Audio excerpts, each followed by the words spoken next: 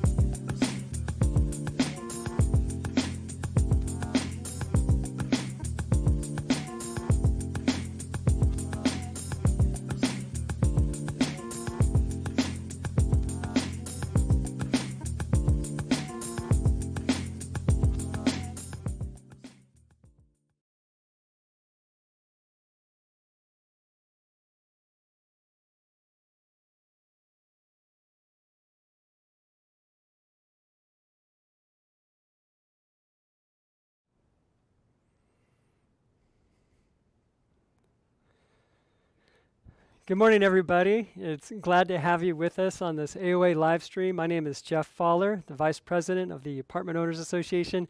I'm very excited today for this opportunity because I know after you listen to it or after you speak with Mr. ADU, you'll have an aha moment and you'll say, wow, I can make more money than I ever thought possible with your property that you already have. And when I hear about that, I'm going to say yes, because that is what our goal is here at the Apartment Owners Association. We're one of the largest individually organized groups of apartment owners in the state of California. And we are here to help you make and or keep more money than ever before and to make the process of landlording more enjoyable and easier than ever before. And one of the things we've really been working hard on is property management software. And that's something that we're going to be launching in the new year. And we know that with COVID and with so many different things that we need to go digital and you need to go digital. And so it will have a tenant portal. People will be able to pay their rent online, and there will be a 0 ACH fee for that. And of course, it goes without saying that that rental application that you love so much will just be a link that you can send to your applicant. They can fill it out, sign it, and get it back to you. And all those things will be integrated with our tenant screening and all the other forms and lots of other things that property management software has with it. So we're super excited about that. And one thing that I also want to highlight is in the founder, Dan Fowler's 7 pillars of success. One of those pillars is generosity. And with this being the time to be generous, I want to remind you to give to your favorite charitable organization at this time of the year. And if you don't have one, you say, Jeff, I don't know where to give. Well, here in the LA area, there's the Union Rescue Mission. And if you don't know what they're doing, you can go to their website, and there's a link that'll be down in the YouTube for you to check that out. But they are not just giving meals out, but they're really transforming the lives of homeless people, helping them get back up on their feet. And that's one opportunity that you have. The other opportunity, if you're more globally minded, we have Samaritan's Purse, and they've put together lots of different opportunities, but there's an opportunity to actually give a goat to a poor family that's living in Southeast Asia or in Africa. And so this is really cool. I announced this last time. There's 4 goats that have already been given. So we're super excited about that and helping globally, helping locally. And those are just things that we can do. And we know that as we're generous, that there's something, that's just one of the pillars of being successful. So yeah, we're making money. And I know it's been a tough year. and it's been very difficult for a lot of us. And even still, we need to practice generosity. So I just want to encourage you to do that. And I don't want to just tell you to give, but we want to give you something as AOA. We want to give you tenant screening for free. We want to give you 4 of the AOA 4-star credit reports. And this credit report has the credit report, it has the eviction, the double whammy eviction report, it has the 3-in-1 criminal report that includes an address, previous address history, which you're going to want to use, especially these days with fraud on the rise, has everything in there. And you get this when you complete the site inspection. So basically, these 4 reports cost what it costs to get a site inspection. So you'll get the site inspection basically for free. And so that's what we want to give you. So if you're already signed up for tenant screening and you haven't done the site inspection, or whether you're a new member, you can sign up and get started with that and take advantage of that offer and the great prices that we have on the tenant screening. And all that's unlocked, especially when you get the site inspection. And also want to let you know that on December 17th, we'll have an eviction attorney. The famous Dennis Block will be speaking and presenting and then taking a live Q&A, so you won't want to miss that. Today's Wednesday, that'll be next Thursday, so make sure you don't miss that. And because what you don't know may really end up costing you a lot of money. And so please join AOA. And also want to just invite you to join AOA, but also go ahead and hit the subscribe button. So if you like content like this, go ahead, hit the subscribe button, hit that bell, and you'll get notifications to let you know that there's something new. There's new content out, and we usually put something out every week. And also, if this content is helpful to you, and you know of someone who might benefit, please share it with them, and give us a like. And here we are, very excited. This event is sponsored by ADU Gold, and if you're thinking of starting the process of building an accessory dwelling unit, this is a company that will be able to help you do it right. And so they will help strategize with you, and then they'll help with the designing, the planning, and the permitting process. They have over 200 people working with them actively all the time, so they will be able to help you do it right, I believe. And yeah, they've been in business for 13 years now, so please look them up and let's thank them. And now I'd like to introduce our speaker, Mr. ADU himself. He has 30 years experience in the real estate industry, and then he found his niche in real estate development, and he's been doing that for the last 13 years. He's the founder of ADU Gold. It's my pleasure to introduce to you Seth Phillips.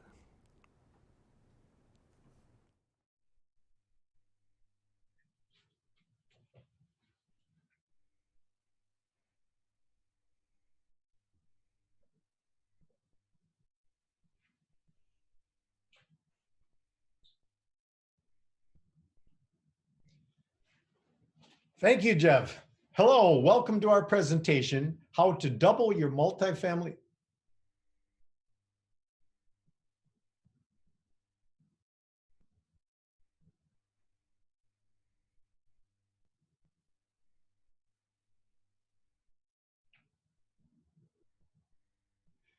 Hello, welcome to our presentation, How to Double Your Multifamily Income with ADUs, which, by the way, is an acronym for Accessory Dwelling Unit. My name is Seth Phillips, also known as Mr. ADU, and I really want to thank you for all joining us today. Okay, well, I'm going to walk you through a slideshow that will explain how you can make money, and I mean big money, by following the step-by-step instructions you'll receive during this presentation. I'm really looking forward to sharing all this information with you. It's a lot to talk about, and it's a lot to learn. So I'm going to offer everyone that stays all the way through the presentation to the end a very special gift that'll help you blast off on your ADU journey. So stay with me, okay? Well, this whole presentation can be summed up in one sentence. That's right, one sentence. You have the right to build 3 or more ADUs on your property, period. No planning department, no public meetings, No, nothing. It's your right. However, it isn't going to make any difference if you don't actually do something about it. So um, I'm going to explain to you how to do it, but it's up to you to make it happen. So let's get started right now. All right, so first let me give you a brief background on my ADU journey and what led me to my aha moment. I'm originally from Minnesota. You betcha. You can probably still hear a little bit of that. But I've been in Los Angeles now for 35 years, and I've been a broker real estate agent for the last 30 years. But when the market crashed in 2008, I basically found myself without a job. So I went into the real estate development business. And like many people, we were buying houses, foreclosure properties on the courthouse steps for 120,000, doing a little bit of fix up to them, and then turning around and flipping them for a very modest amount of money. So at least we were working. In the process of doing that, I learned a lot, of course, about the flipping business, the construction business. And then as the market slowly began to heal, we just moved up to more and more expensive neighborhoods and more expensive houses until we went all the way up to the top of the food chain. And we were doing ground up new construction in the ultra luxury market in Beverly Hills, Bel Air, and Hollywood Hills. Our most expensive property that we built, we sold for over $10 million. And we learned a lot in that process too, because those projects are so complicated that from the beginning to where you can get to the exit is going to be at least 2 years. Well, we realized a lot can go wrong in 2 years. So we'd already been in an upward appreciating market at that point for many years. And as everybody knows, the real estate market moves in cycles. Sometimes it moves up, sometimes it moves down. But we had been in an upward cycle for a pretty long time now. So we were starting to get more concerned about that.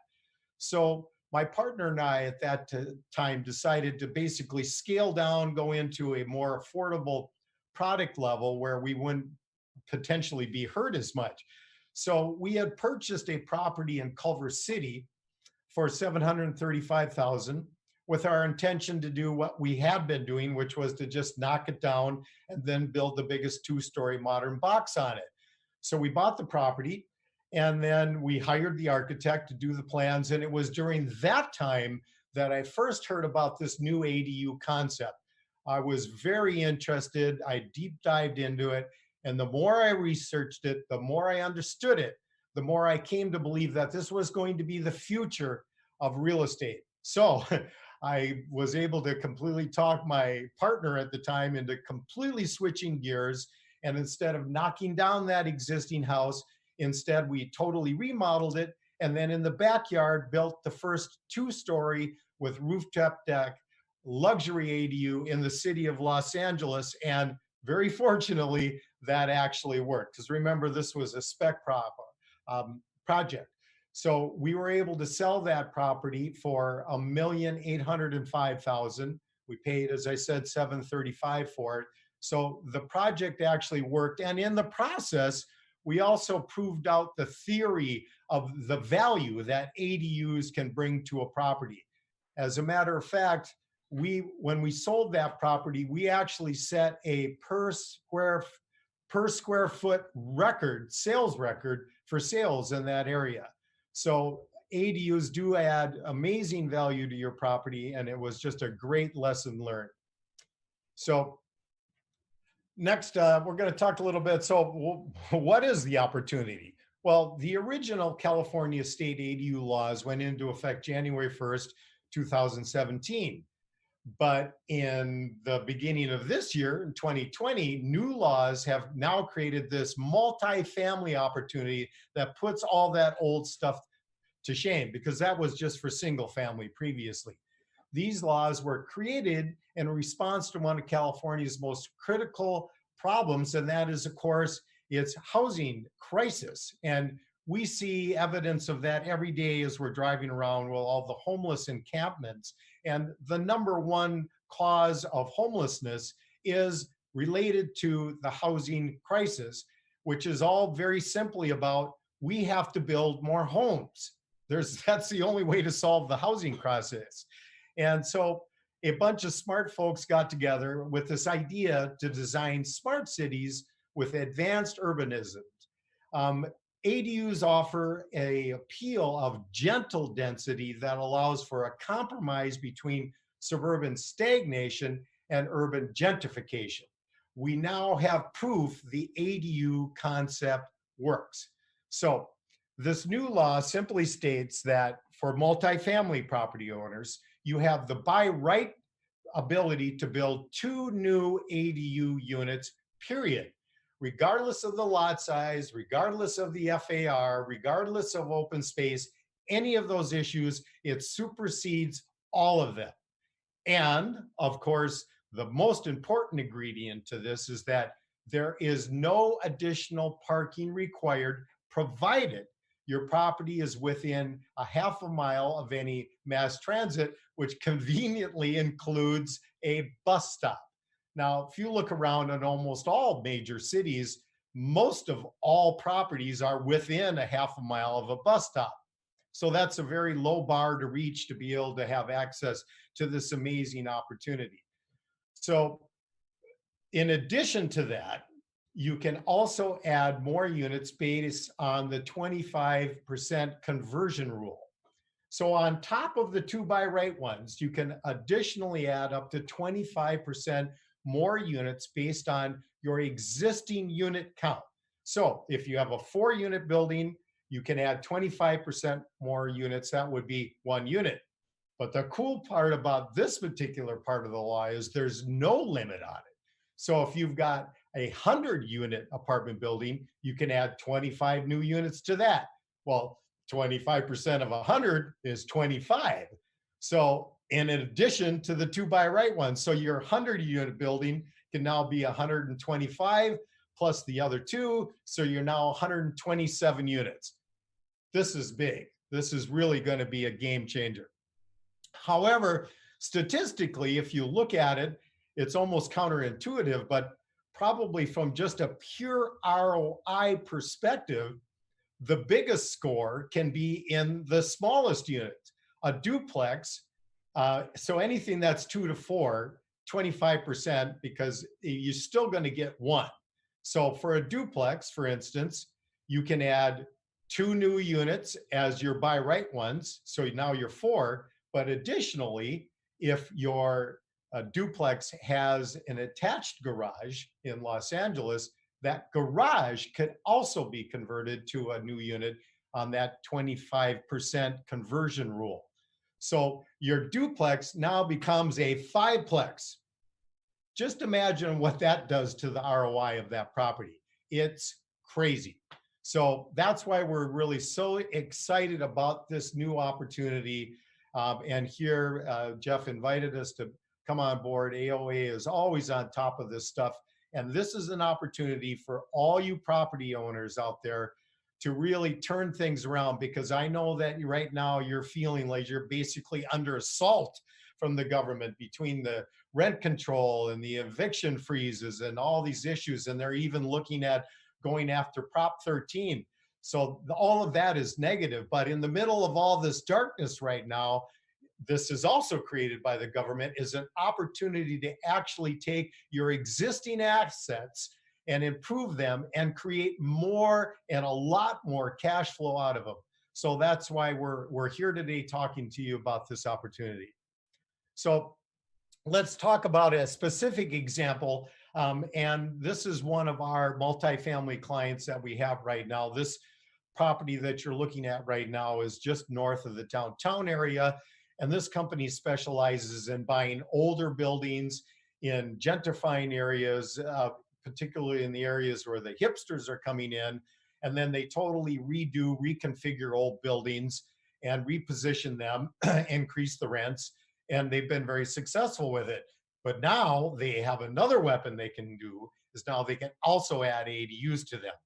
So this property is a pretty typical thing. This is a 4-plex. And I'm going to talk to you now about some of the tools that we use to analyze a property, which we can do for you to let you know what kind of opportunities are in your backyard, because there's gold in your backyard. That's the gold in ADU Gold. Um, so looking at this property, we're going to use our most sophisticated tool we have. It's called Google Maps. So now, of course, we have the ability to look at any property in 3D from all different angles. It's just an amazing tool. But there's another tool that you might not know about. If you right click on your mouse in Google Maps, a little menu will pop up, and one of the choices is measure. So you can actually measure the backyard in any property. All of the dimensions you can measure from outer space. It's very cool. So looking at this example, as you can see in the back of this building is a nice big open space. You can't see it very clearly, but in that kind of yellow highlighted area, there's actually a one-story garage there. But under the ADU law, we get to eliminate existing garages to create ADUs. So that entire backyard now is available to be converted into ADUs. So this is the things that we look for is, first of all, just determining what can fit in your backyard, because that's the rule though. If it fits, you can build it. So this is really exciting. So moving on, this is now a schematic of that same project. And so they're going to build two side-by-side units, and each one of them will be 3-bedroom, 3-bath. They're maximized to get the most rent out of this square footage, and it fits in the backyard. So this is the premise that we're working with. We're now going to have a duplex in the backyard of the fourplex, and is this area, each one of those units will rent for approximately $3,000 a month. And at a cost of each unit of, and this is a little higher in this particular application, of $300,000. So now I'm going to explain to you a very simple rule that can be used to determine the finances of any possible investment property, and it's called the 1% rule. Well, weirdly, most of you may never have even heard of this rule because it just doesn't work in California. It's way too generous. The cost of our dirt in California is so expensive that you're never going to be able to go out and buy a property that's going to fit into this 1% rule. And the 1% rule is very simply that if your monthly rent is 1% or less of the cost of your investment, it's a home run. That basically means it delivers a gross ROI of 12%. Now, in California, if you were to go out and buy another apartment building right now, you would be lucky if you could find something that have an ROI of maybe 4 or 5%. That's the rate, but that's because of the cost of the dirt. But in the formula, when it works right, this is the way it works. So I picked this specific example for this reason, because it exactly matches up. As I said, each unit costs $300,000 to build. Each unit brings in $3,000 a month. That's exactly 1%. So this property exactly does deliver under this 1% rule. And in addition to that, we analyzed this from the GRM on it. And in this area, for a class B plus A minus property, the GRM is about 11.5%. So based on that, using, of course, the same rent figure, that would mean that each one of those $300,000 cost units we built, that's going to add a value of $414,000 to your property. So that is a huge, huge equity gain at the same time that you're adding in all of this new rental income. So this is where the math really gets exciting. So I'm sure you like those numbers. Sounds too good to be true, right? Well, no, remember, you have the right to do it. It's up to you. So now that you're ready to build, and I get asked this question all the time, the answer, well, what should I build? Well, there's actually two philosophies, but my favorite one is the simple one: bigger is better. The bigger unit you build, the more square footage you build, the more rent you get, the more value you create. That's just an absolute winner. But actually, there's another way of looking at this, and this is basically part of the strategy decisions that you as the owner can make. Sometimes smaller is better. As I said, that duplex plan actually delivers you the biggest change, positive change in your ROI. That doesn't necessarily mean it's going to deliver the most cash dollars, but as a return, smaller can be better, because as you scale it down, the costs go down and the rents actually don't go down as fast. There's almost like a minimum rent number. In Los Angeles, you're going to rent anything for $1,500 now, no matter how small it is. So sometimes smaller is better, but in general, if you're looking at true dollars, bigger is better. So that's just kind of one of the lessons that we've learned along the way with this product. So this whole building ADU thing, though, is not simple. It is very complicated. It has to follow all the rules of regular construction.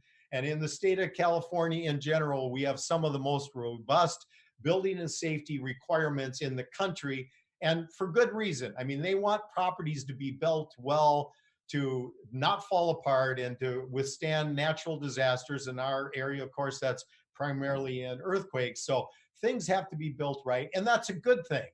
But it adds a lot of bureaucracy to the process. So everything about it, the designing is complicated. The permitting process through building and safety is amazingly complicated, unfortunately, and like all things, even more difficult in these COVID times. And of course, the construction itself is complicated. But that's all just another reason why, when you're going to do this, you should have some professional people help you, because although you can do it all yourself, do you really want to learn by making the mistakes? Well, probably not. And this is where part I get to pitch ADU Gold is. That's what we do. We are in the ADU construction services business, everything from just consulting through all the way through the whole process: architectural, engineering, expediting, and all of the construction processes, all of the utility work, all the site prep, everything from A to Z is available. And whichever parts of that fit best for you, we can custom build a program that will work right for you. So let's talk a little bit more about a specific example. Now, in the background in this picture, you're looking at that first ADU property that we built, which is still to this day, I believe, the best ADU in the city of Los Angeles. As you can see, as I said, it's 2-story with this amazing rooftop deck. And this was the turning point in my life, because I was a spec builder when we did this. And when we got done with it, then because as I said, I'm also a real estate broker, then I had to switch hats from builder to now salesperson. And I realized I had to invent a whole new language to sell ADUs, because this product never existed before. So what I did was, every weekend I held the property open on Saturday and Sunday. And then before the open houses, I had formed a new meetup group called ADU Development. And that was amazing, because I'd never done a meetup group before. And when I signed that up, within 7 days, I had 100 people sign up for that meetup group, which is, in meetup group land, is an amazing thing. So every weekend I'd have the open house, and before the open house, I would hold a live meetup group. So over the course of our selling this property, I put over 1,000 people through the property. And as we walked through, we'd start in the beautiful front house, and they loved it. And then, if you see on the picture, we would walk down the driveway to the back. And as big as this ADU is, this is part of that soft density thing. You can barely see it from the street at all, because it's in back. There's a gate, there's a house in front. So you can't really see ADUs. So they really don't change the makeup of neighborhoods much at all, which is one of the selling points that the state came up with is because we have to increase density to solve our housing crisis. And of course, everybody agrees in that. It's just like, yeah, it should be built somewhere else, just not ever where I am. That's the problem. Well, that won't work, obviously. And the way cities had previously dealt with increasing density is they just pick a very small part of the city and then upzone it to allow much higher density development. And that is a tool and that works. And they'll continue to do that. However, there's some differences. First of all, with that strategy, only a small part of the city gets the high density.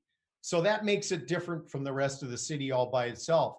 The other thing is that the only people that can directly economically benefit from this new development are the deep-pocketed developers that can afford to build these big giant skyscrapers, because that's what you do. You got to go vertical. Now, the ADU is completely different concept. First of all, it spreads out this density across the entire city, which is the fairest way of doing it. And everybody that is a property owner potentially can financially benefit from this new increased density by building their own ADU units. So that is also the fairest way of doing it. So although we knock government for a lot of things and for a lot of good reasons, every once in a while they actually come up with some good ideas. And this ADU concept, unfortunately, did not come from California, as many great ideas do. The first place I saw it in the United States was in Portland, Oregon. And Oregon has become a pretty progressive city. But that's not the beginning either. The first ADU history I can find is actually in Vancouver, Canada, where they're called laneway houses because they're built on their equivalent of an alley. And they've been doing it there for over 9 years now, very successfully. As a matter of fact, over 30% of all single family homes now in Vancouver have laneway houses on them. So ADUs do work, and they are working in Los Angeles already. In this, the city of Los Angeles, been over 14,000 permits pulled for ADU units. But like I said, nothing about that compares to this new opportunity in multifamily land. And that's what we're basically here to talk about today. So basically, that's the bulk of my presentation. You know, we love figuring this stuff out, and I love sharing it with you. I truly love what I do. Every morning I wake up now, and I know I'm going to be helping people improve their lives while I'm improving my own life as well, of course.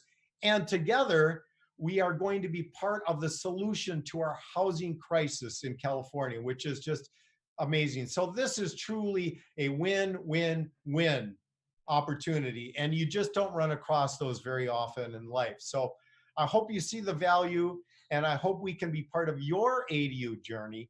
I am here for you. So you can contact me anytime. My telephone number is on the screen. But you know, we've done these before, and of course my phone is just going to be blowing up immediately. So the best way to do it probably will be for you to go to our website, which is very simple, www.adugold.com. And on there, on the top right, is a schedule a call button. Click on that. It's got my calendar on there, and my partner, Rusty Sprague, who's on the line with us right now, and Taylor Francis. And you'll be able to schedule a specific time to talk to me. I want to talk to everybody. You can call me directly, but the best way to do it would be to go on to our website and then onto the calendar and schedule a specific call with you. And that, as I said, for everybody that's stuck with us through this presentation, I've got a gift for you. And to help you get going, we're going to offer that first 30-minute consultation to you for free. We usually charge $250 for that. But to help you get going, I will do an analysis of any property you have online with you. As I said, I'll look it up with the Google Maps.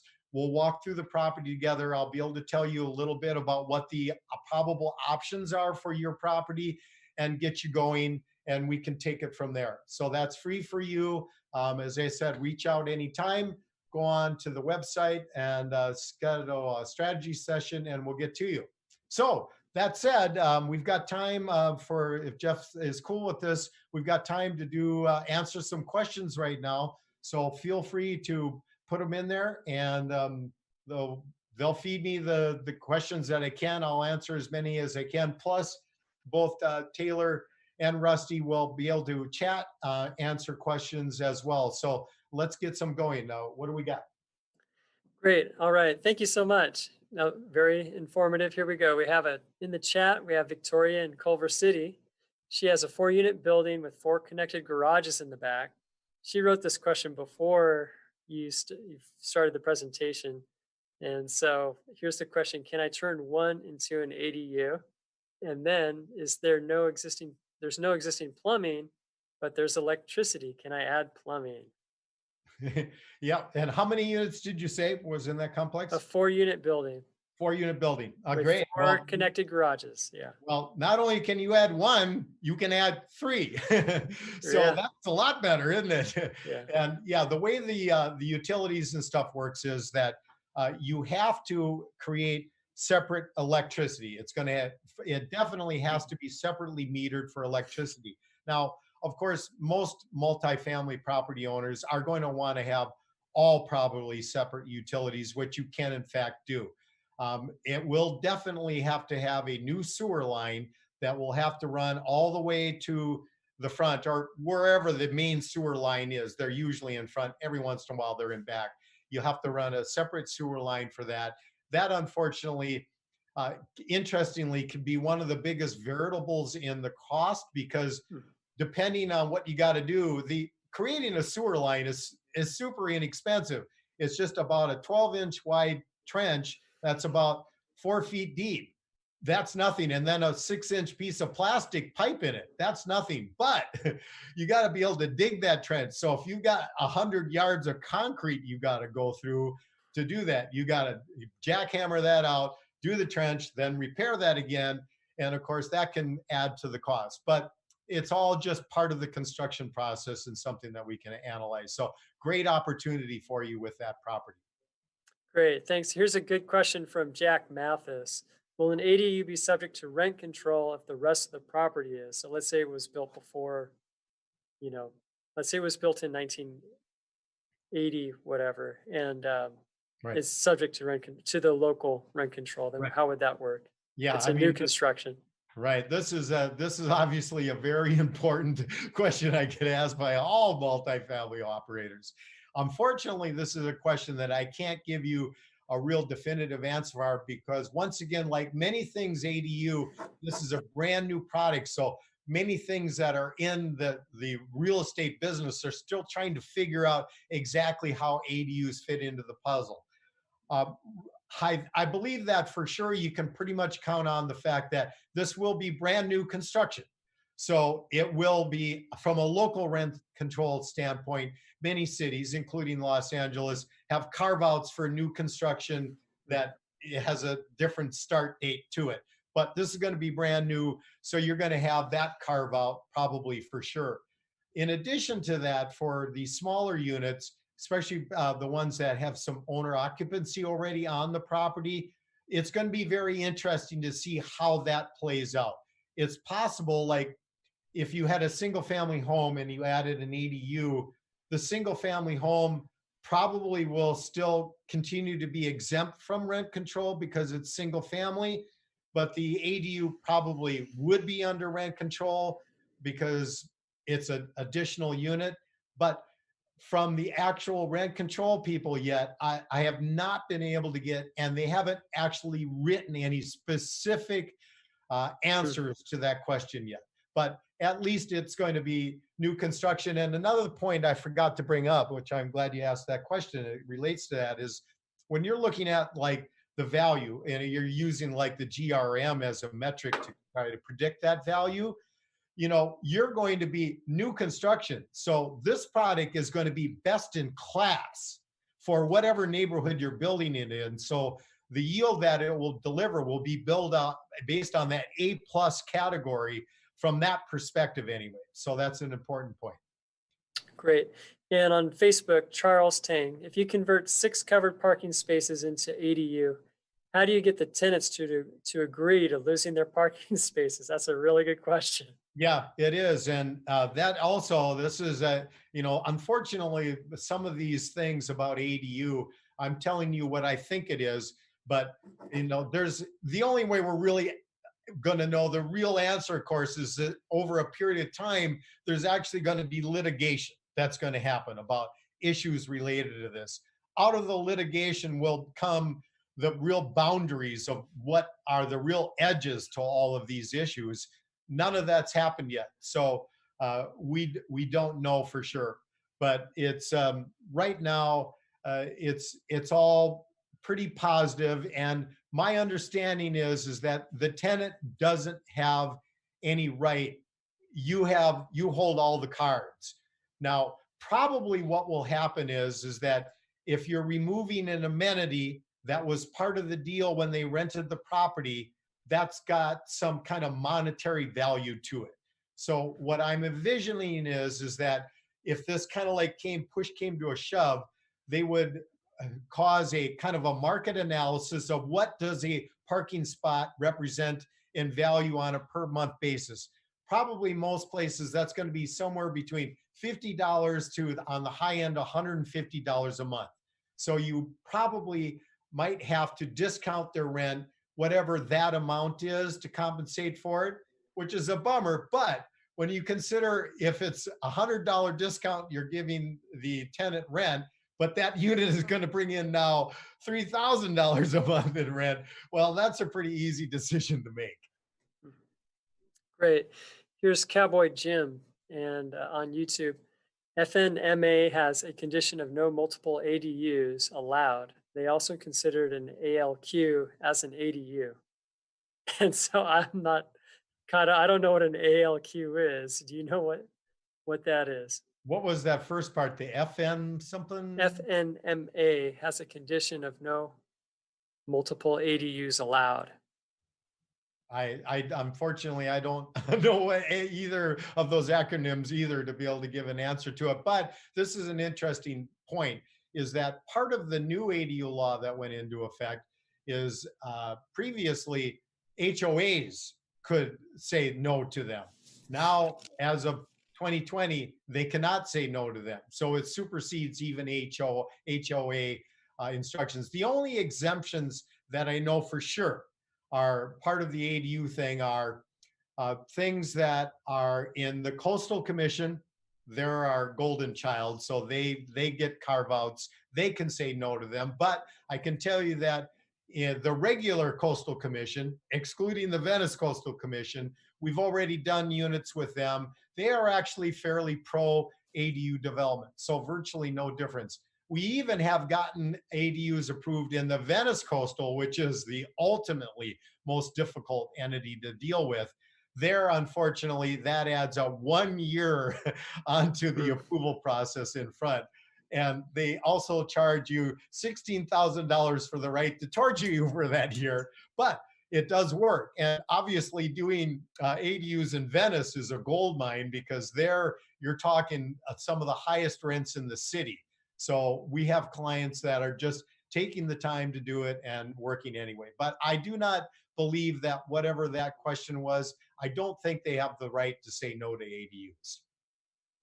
Great. Here's a question from Jeff on YouTube. I have a new management client who wants to convert their garage at their 4-bedroom house into an ADU.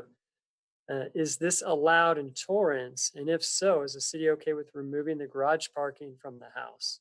Yes.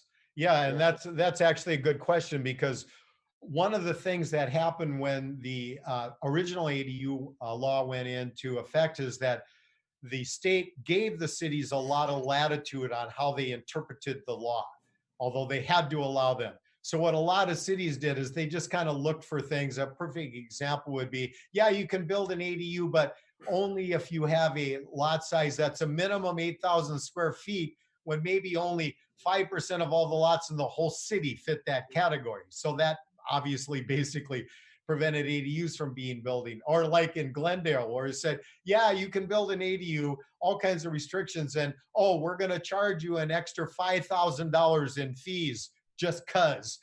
that also discouraged a lot of ADUs. But the state really followed the law to see what the cities were doing with it when it passed.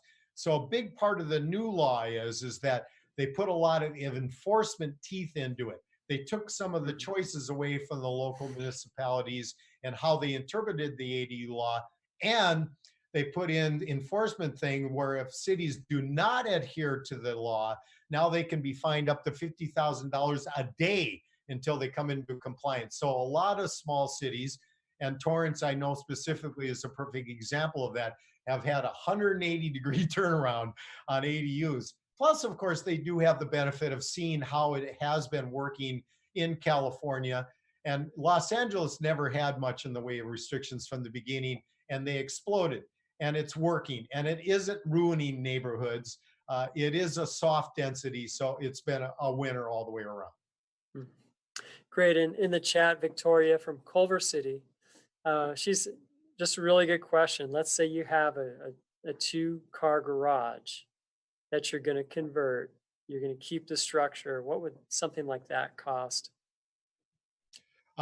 That's another really good question. And unfortunately, the answer is it's not inexpensive, because remember, your garage was built as a garage, not as living space. So it was built to the code of a garage.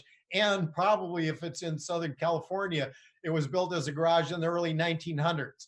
So virtually nothing in that existing garage is up to current code standards for living space. So we're going to have to replace almost everything anyway, to the point where it's probably just better to knock it down and start from new, because it's going to be faster, and you can build around old stuff, but it takes more time. It's not going to really save you much money. And then you're going to be a combination of old stuff and new stuff. But the general cost of doing all in a small, under 500 square foot ADU is going to come in probably in about the $160,000 range. Is that correct, Taylor? Yeah, about 160,000, and that's all in. That's the architectural, the engineering, the expediting, the cost of the permit, and all the construction work. Great, that's good. I think that's a good answer. Okay, so here's another one on YouTube. So if the owner of the house wants to build an ADU for themselves to live in, she needs an ADU as no longer has kids at home, etc. So the etc. So the 4-bedroom is a lot larger than needed. Does that work? Yeah. So maybe, yeah. Yeah. Yeah, I get that. And if you remember that property that I showed you, the guy that bought it, he lives in the ADU. There you go. And when I toured people through that property, once they got back to the ADU, they all said the same thing. I'd rather live back here. And I said, me too. So that is actually the kind of like one of the new frontiers in the single family world, particularly where people are building ADUs so where they can upgrade their own house without having to move while they move into their backyard, and then they rent out their existing front house. And then you can reconfigure both spaces exactly to that use. You can build the ADU to fit exactly the way you want it, and then you could reconfigure potentially your front house to maximize its rent potential. That's smart. All right, on YouTube, we have Pedro. Can unpermitted garage conversions now be approved as ADUs under the new 2020 law? Another good question. Yeah, it really is. And that is a specific part of the new laws, is that all unpermitted guest houses can now potentially be converted into ADUs. This part of it is I really don't know how they're going to actually handle this, because basically what they're saying is that you're going to apply to have that space made into a legal ADU. It's going to be the same thing as any other spaces, that all of it is going to have to be brought up to current code standards. However, under this particular little part of the law, they're actually going to give you 5 years in which to bring it up to code. Now, I just don't exactly know how that's going to work in the real world, but they do have a little carve out for that when the inspector comes out to inspect the property, to start that process, if they determine it's a health or safety hazard, then they can say no to that on the spot.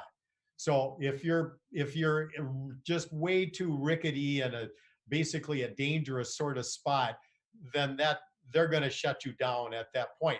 But you can then, of course, go through the same process of legalizing it as an ADU, provided it's some kind of a permit there on that property now, regardless of what that permit is for, that can be converted into an ADU right where it sits, even if it sits on the property line. That's one of the cool carve outs of ADU as well. Garages, other structures, as long as they're there with a permit, if they're sit too close to the property line, they can stay right where they are and become part of an ADU.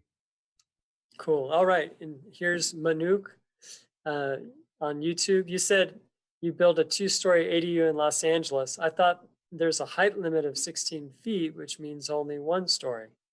Yeah, well, or is there?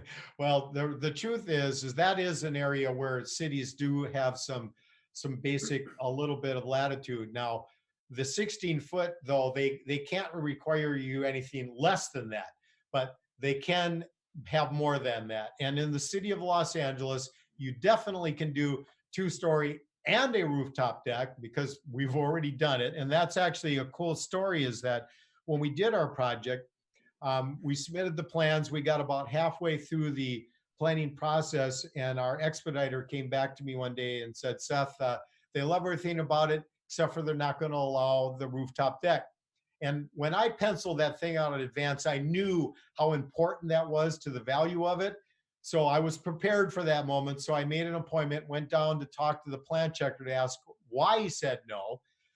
He didn't really have an answer, but the real reason he said no, and this is just true of all bureaucracies, but particularly I think building and safety departments, if you ask them if you can do something they've never been asked before, their default answer is no, you can't do that. Right.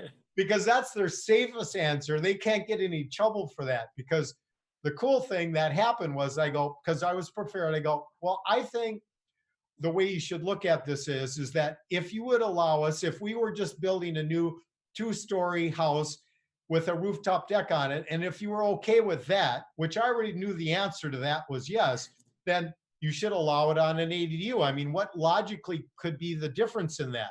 And he said, well, that makes sense. I'll talk to my supervisor about it. And 2 days later, it became a yes. The reason that's particularly important, of course, that was very important for us, but once they say yes, they've set a precedent. Then that yes is yes for everybody that comes afterwards. So we basically set the bar and raise the bar to be able to add that rooftop deck. And that's part of what we do every day now. We hired a professional lobbyist that's helping with this, because when you go into building and safety with this, is all new to them too. So you got to be prepared to go in there and fight for everything that you can get. Mm-hmm. That ended up being a really good question. Yeah, that really was. All right, on Facebook, we have Charles Tang. Do ADUs have to conform to the standard of setbacks? It's a good question. Well, as I said, if there's an existing structure that is closer than the 4 feet setback that is required for ADUs, that's both back and side, which is a pretty small amount of space. But if it's even already within that space, as long as it's there with some kind of permit, that could probably be turned into an ADU exactly where it sits. Now, any new construction will have to conform to the setback. So if you remember looking at that picture, we actually built our ADU above and to the side of the existing garage. So the garage got to stay right where it was, and it was only 2 feet away from the property line. But the second story ADU above it had to be set back 5 feet from the property line. But that wasn't that big of a deal, because that's just a design thing. As long as you're designing it that way from the beginning, it's not that hard to accomplish. So you're following the setback rules and just planning and designing, planning, and getting it taken care of that way. Okay. Right, exactly. All right. Here's Murr on YouTube. How does adding an ADU affect the sale or refi price of a 3 or 4 unit? Yeah, and that's that's probably what we call the $1 million question, isn't it? Yeah. Yeah. Well, this is an area where there's still a lot of unknown, because once again, it's a brand new product. And where we see, what sets the value? Well, we hire appraisers. But of course, appraisers don't set value. Only one thing sets value in the trade of commerce, and that is what a willing buyer is willing to pay. That's the value. So, but the appraisers go out and try to measure this. Now, they've got a very simple job normally. They get hired to appraise a property.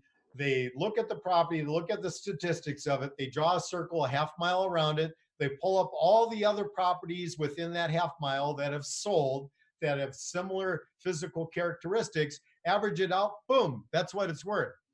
Now, when they go out and try to appraise a property with a ADU, they go to look, there probably isn't going to be any properties with an ADU within that scope. So this is where it gets dangerous, because now the appraiser is being asked to think. Oh boy, this is where it can get a little wonky. So the appraisals are coming in all over the map right now. But you can be pretty confident, and this is a really important point. Whatever your property is worth per square foot in that location, that's what your ADU should add per square foot in that location. And we fortunately, in our very first project, which we just jumped off the cliff. I mean, we didn't go do a little garage conversion. We built the biggest and best ADU that ever been built in the city of LA. I don't know how I talked my partner to doing that. Anyway, we actually proved that theory. Because as I said, when you look at that picture, the ADU is the majority of the value of that property. We set a new per square foot record there, over $800 a foot. So the ADU does add value, just as adding any other improvement to a property does. And you're going to get all kinds of different value out of it, depending on what you build, the quality you build, how it matches up with the market you're building it for. So these are things that are really important when you're deciding what you're going to build. Is build the best thing you can build. It's not just about the money, it's building it smart and building it to the right style and taste for the market that you're in. Great. And here's one from Jeff on YouTube. Can we hire you to do all the work, the plans, the permits, etc.? And if so, then what do you charge and how long does it take to get the approvals? Yeah, we can handle just the design part of the process and the expediting too, if you want, as a separate kind of like part of the process. That's the first part of the process. That's going to probably typically run in, including the permits, of in the $16,000 to $25,000 range total. And Great. unfortunately, the timeline right now, because of COVID, is a little bit slower. An interesting part of the new law is that they mandated the cities have to give you an answer within 60 days. And probably pre-COVID, we could have got the building and safety to be able to deliver on that timeline. But with the COVID thing now, that basically everything is slowed down. And unfortunately, the average permitting time now we're finding is about 5 months. And that's Oh, an wow. unfortunate reality. But that said, though, there is some little bit of good news that just happened just a couple weeks ago. Is building and safety created us in Los Angeles anyway, created a special carve out for ADU projects where they can be now submitted electronically, which right away makes the process faster. Just the submittal process, just to give an example of the craziness, is once your architect finishes the plan, they have to be printed out on these big giant pieces of paper. You have to bring those big papers in, drop them into a box at the building and safety building. Once a day, they come and pick the papers out of that box. They take it into a room inside a building and safety where it has to sit and be decontaminated for 72 hours before they'll even open up that big giant roll of paper. So stupid, they're still doing it this way. Everything should be electronic, but they're still not. But in ADU land, they actually saw this as an opportunity to start testing out this electronic submission. So you can submit ADU projects electronically now. Cool. All right, here we are. From YouTube. Will we find out what the process is to apply for ADU status for an already built or converted space? Maybe how will we find out what the process is to apply for an ADU status. Yeah. Already, I don't understand though, already. Yeah, I'm having a hard time Yeah, understanding this I- question too. I- Let me look at it. Oh, what's the process to apply for ADU status? I guess that's the real Oh, question. okay. So just to convert some existing space, it's unfortunately it's the same process. We have to deliver them a set of plans. Although if it's already permitted living space, that's going to be a pretty simple thing to do. And then basically it's the same process though. We have to deliver a set of plans with the proposed use of it as an ADU. The set of plans has to show it has all the requirements for it to be an ADU, and then it goes through that exact same approval process. Great. Here's a practical question from Byron on YouTube. I own a fourplex in LA. It has 4 detached garages. How many ADUs are possible for my place? And that's a multifamily property or? Yeah, fourplex. Okay, so it's a fourplex with 4 garages. You're going to be able to potentially convert 3 of those garages into ADUs because the 2 by right ones you have can either be ground up new construction or it could be the conversion of existing space. The conversion one though, now that I'm thinking about it, in the city of Los Angeles, if you're converting a garage, no, in the multifamily, that's okay, I believe. So I think that's okay. You can convert a detached garage into a new ADU under the 25% conversion rule. And then the other 2 could be converted under the 2 by right one. So you could convert 3 of those potentially into new ADUs. Great. All right. On YouTube, Metro Prepper. Could you build a commercial residential property? For example, could you build a parking lot with a residence on top? You can do ADUs on any zoning property as long as it's got a residential component to it. So for instance, C2 is also applicable to residential. So the question is if you could do an ADU if there isn't already a actual residential structure on the property. That I'm not very confident of, but you can definitely do mixed use or C2 use. If it's already got some residential component to it, then for sure you can add ADU to that, for sure. Great. All right, Cowboy Jim. Jim is writing back. Is an ALQ the same as an ADU? He refined the question there. We have to Google. Yes. Great. Okay. Thank you, Jim. That one. All right, Steve. What about if the property is currently a 3-plex with a garage to convert, but the property zone has been changed to commercial use? Can an ADU still be done? Well, that is a really good one. And it's interesting. We just went through that scenario in the city of Commerce. They said no. Now, our read is, and we've also spoken with attorneys about this, I do not believe they have the right to say no. The law is pretty clear that if it has a residential use now, and they've changed the zoning to commercial, some version or industrial, whatever, separately, it's still residential now. So it should still apply now. But the client that we were working with in that commerce thing, he wasn't into the fight. So we just abandoned that. Then he's got other properties where it'll be easier. But from our read on the law, that does appear you should still be able to do it. Great. Right. So that was just a matter of he didn't want to spend the money, the legal money to get that done. Yeah. And that can really add up to, here we go on YouTube. With ADUs, can the utilities use a separate meter or are they on the same meter like a guest house? So you answered the question, but go ahead and answer it again for them. Yeah, it has to be separately metered. The only exception to that be if you have a single family home and you create the new junior ADU option, which has to be the conversion of some existing space within the house. For that, you wouldn't have to create separate utilities, but that's the only one that is exempt from the separate utility requirement. Right. And at the beginning, in your introduction, you talked about the GRM. And people have a question here on what is GRM? That's the gross rent multiplier. So you multiply the gross annual rent by that number, and that equates to the value of the property.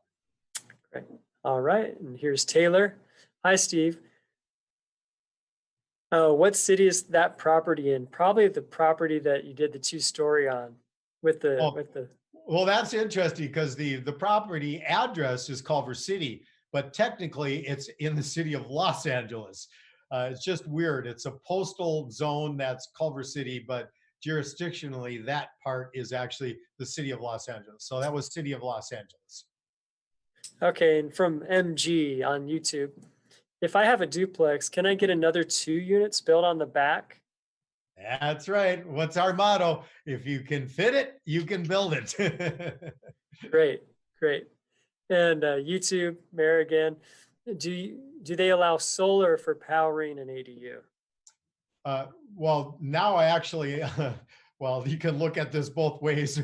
Most people, because when they're looking at the money, they go, unfortunately, you have to add solar now, as all new construction does. So that is part of it, but it still has to be hooked up to the utility from my understanding. It can't be standalone from that. Even though it's pretty easy now to completely power an ADU just from solar. It really can be done. But the cool thing is that once you install that, you actually could sell electricity back to the utility from that. So you could actually be making money in the process. Great, great. And Shaylee, here's the question. Can I convert a laundry room, which also has another closet in it, as an ADU? Yeah, absolutely. Anything that's got a existing permit on it can be converted, and that's a important rule because that applies to a lot of, even like potentially storage sheds. As long as it was put there with a permit, it gets to use that footprint. So if there's a coin op in there, you basically have to build the ADU and then put the coin op in there for the one person to use. Is that how you would do that one?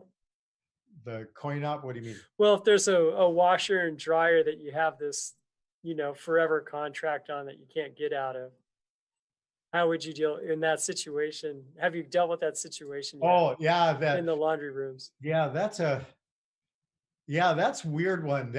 I didn't realize that just recently that some of these laundry providers actually got smart, I guess, from their perspective, and figured out a way to lock people in forever, which is really screwed up. And I don't know the solution to that one. I'll have to work on that one though. That's a good one. Yeah, I think there'll be something on that. Like if you completely remove the structure, I wonder if that would change it. But anyway, all that we'll find out later.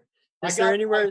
I got something along that line actually to share though that people may not know about. There is some companies now that are actually coming in and installing electric car chargers, and they're all basically done via the internet. So they're web-based, so that you can install an electric car charger at a multifamily building, and then the tenants can just reserve their charge time on the phone and go and charge. And you can offer it out to the public as well or not. And then the multifamily owner actually can add some profit margin into that cost and actually turn that into another money-making amenity to offer.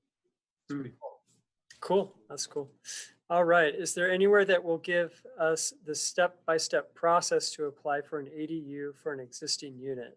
No construction is needed in West Hollywood specifically.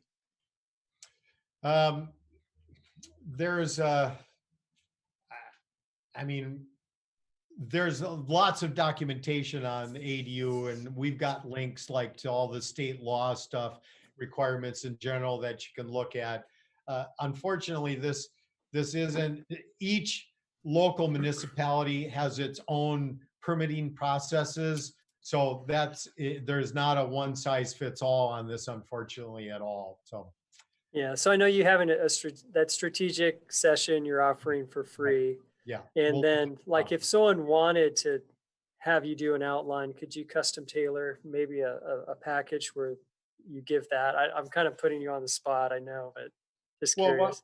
well, what we have is for our next step in our process then after we talk is that we offer a feasibility report for $1,500. And with that feasibility report, then we actually come out with the architect or draft person to measure everything out, check with all the local municipalities, anybody that might have a say in what you can build or not to make sure. And then we tell the client what's their maximum options. Based on that information, they tell us what they want to build. And then our architectural drawings would be put together showing the floor plan and the site plan and stuff of what that looks like, along with a bid for actually taking that all the way through the design and permitting process. And then if they buy that service from us, then that $1,500 would apply towards those costs. So that's our process. Mhm. Great. All right, here we are, getting close to the end. Will the addition of ADUs trigger a reassessment of property tax for the Yep. entire property? Yeah, well, that's Ooh, that's one of the other number one that's a questions. very important question. Yeah, and this is one of those good news, bad news answers. The bad news is yes, anything you do to improve your property is going to potentially increase your property taxes. However, the way they compute it, this is where it's good news because, for instance, using that analogy that your property is going to be worth per square foot, what your ADU is going to be worth per square foot, what your property is worth per square foot. But that's not how the tax assessor is going to look at it. They're going to look at your new value based on not the value it actually represents in your market. It's going to be based on the cost of the improvement, which is much less, which is kind of like one of the other secrets to the value of ADUs. The best value is going to be because the construction cost is a fixed amount. It doesn't matter where you build it. So if the construction cost is in the $280 a square foot range, which is generally speaking about where it falls in for the all-in number, if you build that property in an area that's $500 a square foot, well, that's a really good moneymaker. But if you build that in an area where it's $1,000 a square foot, that's a huge moneymaker. But from the tax assessor point of view, that doesn't enter into the equation. It's just the cost of the improvement. And to make it a little bit juicier, you tell them what the cost is. Hmm. Now, I think they're curious about the the existing structure that's there. So let's say they have a 10 unit, let's say they have a fourplex or something that's worth $1.5 million. Like that's what they're paying on it, but they bought it when it was 500,000, so they're paying tax Right. Got from it. back then. So Yeah. would that change? No, from my understanding, and once again, I'm not an attorney, I'm not a professional accountant, but from what I'm told is it does not affect your base tax situation at all. It's a supplemental bill just based on this new value thing that's been added to it. That's my Okay, understanding. That's very important, obviously. right. Will adding an ADU unit to a fourplex allow a bank to terminate a residential mortgage? Well, that would depend on the language that they had in their loan agreement with you, if they're specifically prohibiting improvements to the property, which is really bizarre. But there unfortunately we've already run into that. There are some situations where that is true. But that kind of brings us to another area. Well, it's a great idea. How do I pay for it? In the financing world, right now, the best way to do it is either with a HELOC, which are available now, which is just an equity loan. But the more common way would be to do a cash out refi. Well, interest rates are so low now, you may be able to refi your existing loan, add on this amount for the construction. And with the lower interest rate you're almost assuredly going to have now, you may end up with the same loan amount. So it's a really powerful time for that. Mm, great. All right. And the next question, is really more of a landlord tenant question about living in getting somebody off a unpermitted space. And we have uh, eviction attorney that's coming on next Thursday. So if you ask that question to Dennis Block, you can call his office. If you're a member, you can give us a call, and we also do give Yeah, advice. Dennis is the expert in this stuff for sure. Yeah, and then we have Victor. What are the challenges on an ADU on what are the challenges on as ADU add with a mobile home or a manufactured home on a fixed structure? Well, manufactured, actually, I don't think that's going to work. And the other one won't for sure. However, in the city of Los Angeles, also just as of this year, they are now allowing tiny homes to be used as ADUs. But a tiny home has a very specific legal definition to it, of course, and it's going to be something that is going to be on a chassis so it can be wheeled in, but there's a lot of things it can't be. It can't be your typical mobile home. It has to be finished on the outside, basically Mhm. like a house. It has to have some kind of finishing, either it's specific siding or it's wood or it's stucco or whatever. It can't be plastic, and the windows have to be real windows, and it has to actually have a pitched roof to it. That can actually be wheeled in up to, I believe it's 375 square feet, and actually get a legal definition of a ADU, so it could be hooked up to the utilities. There is that new product opportunity. All right. This is a good question. What is the typical price per square foot for hard costs for garage conversions and for ground up? So Well, for yeah. ground up, as I said, that's going to be about $280 a square foot. And once again, that's the all in. That's the architectural, the engineering, the expediting, the cost of the permit, the cost of the construction, cost of all the site work, the utility hookups, and all of those things together. The cost of actually doing a true conversion is going to be lower, but it's totally going to depend on what we get to use from what's there right now, which is all over the map, because everything has to comply with the modern code requirements for sure. Great. And we're getting some repeat questions, but just will my property tax go up? And I think you've Yeah, answered that's what that. yes already to Yeah. that because you're increasing the value on it. And then Daniel, okay, is this ADU right applicable to all California?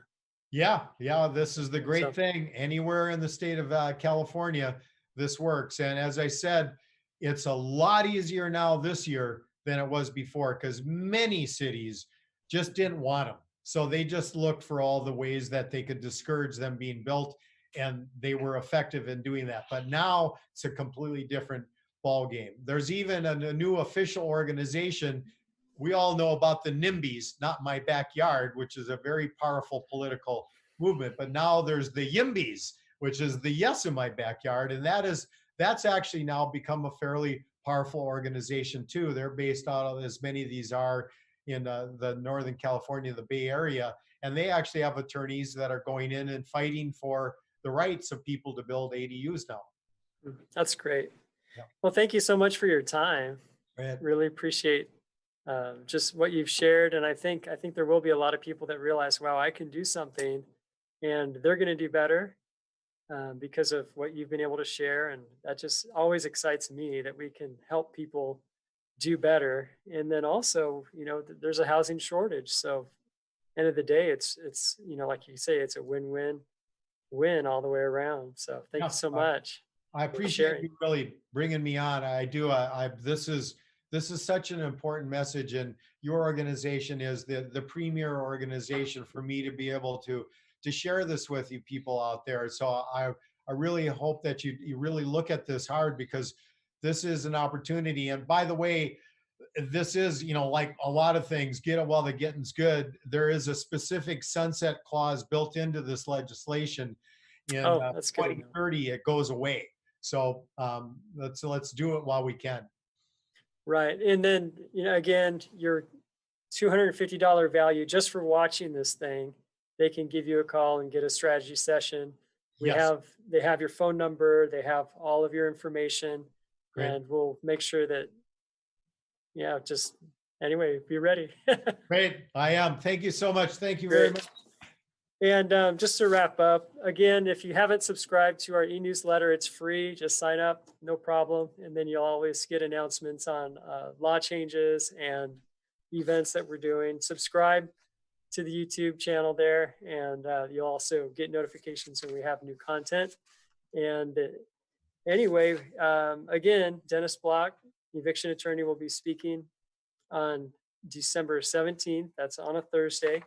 And again, we again just invite you to join AOA. And remember, what you don't know may cost you a fortune. Today, I think you learned something that will make you money and at least save you 100, 250 bucks, right? So enjoy the holidays here. Happy Hanukkah starting tomorrow, and Merry Christmas to everybody. We'll see you next week. Right.